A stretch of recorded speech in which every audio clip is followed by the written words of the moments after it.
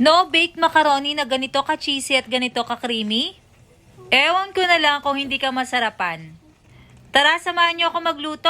Ano, G? G na yan!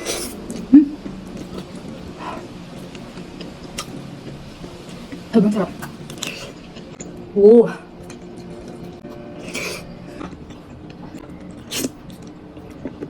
Mag-umpisa na nga tayo. Sa isang kaserola, ilagay na nga natin ang ating pasta. Siyempre, sa kumukulong tubig yan, lagyan natin ng konting oil at asin. Takluban at lutuin for 10 to 12 minutes. Pag al dente na mga kapudri, pwede na po natin itong ahunin at iset aside muna. Next, sa isang malinis na kawali, maglagay na tayo ng konting oil at ilagay na natin ang ating pork giniling. 1/4 lang po itong gagamitin ko. Pag golden brown na ngayon mga kapudri at naglabas na ng sariling mantika, ay pwede na nating igisa ang ating bawang at sibuyas. Haluin lamang itong mabuti hanggang sa bumango na ito. Pagluto na at umaamoy ng bawang at sibuyas, pwede na nating ilagay ang ating hotdog at mushroom. Halo-halo lang mga kaputrip hanggang sa ito'y maluto. Pagkatapos ay pwede na rin nating ilagay ang ating spaghetti sauce. Syempre, Filipino style. Yung 500 grams nga po pala yung ginamit ko dito. Antayin lang natin itong kumulot. Pwede na nating lagyan ng pork cubes. At timpla na rin natin ng paminta. Tikman yung mga kapudrip kung wala na kayong dapat i-adjust. Then, kung okay na sa inyo ang lasa, ay pwede na po nating i-mix ang ating pasta. Ihalo nating mabuti ang macaroni sa ating sauce hanggang sa kumulay na ito sa lahat ng ating pasta. Pagkatapos nga ng 48 years na paghahalo, ayan na nga po ang itsura ng ating pasta. O, diba? Ang sarap na. Luto na yun mga kapudrip, iset aside muna natin. Sa pang malinis na pan ay maglagay na nga tayo ng butter. Pagkatapos maglagay na tayo ng 2 kutsarang harina, 2 to 3 tablespoon po. Haluin itong mabuti at ilagay na natin ang ating evap milk. Yung maliit na lata lamang po ang aking ginamit.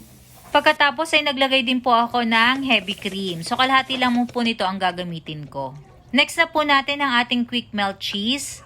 Ilagay na po natin yan at haluin lamang nating mabuti. Pag tunaw na ang ating cheese at na-achieve na natin ang ganitong thickness, pwede na yun mga kapudrip. Buhos na nga natin yan sa ating nagawang pasta. Grabe, natatakam na rin ba kayo? Dito pa lang ay takam na ako mga kapudrip. At para mas cheesy nga ay lagyan natin ng mozzarella cheese. Ito po ay optional kung gusto nyo lang. Syempre, hindi pwedeng mawala ang dried parsley. Yan, takloban natin. At ayan na nga mga kapudrip, luto na nga po ang ating no-bake macaroni.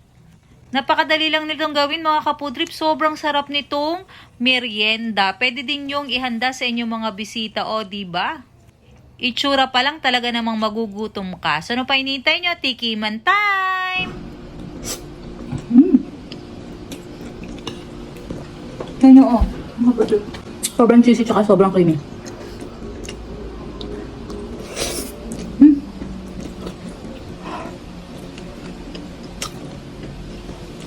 Sobrang sarap. Dumidikit-dikit pa siya. Oo.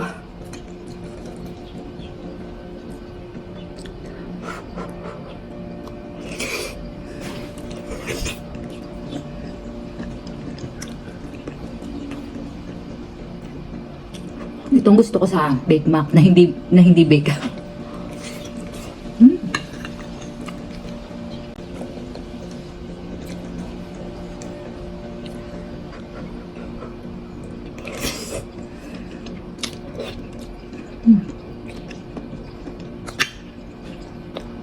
Sa inyo na rin ito mga kapatid.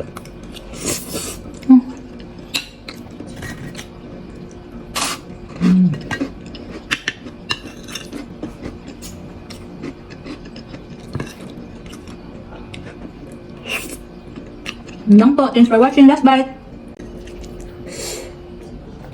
Last bite mga kapatid.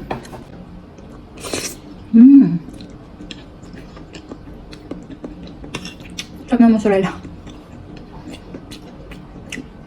Luto na rin kayo mga kapatid. Bye! Share nyo rin itong video na to para maluto ng iba. Thanks for watching. Bye!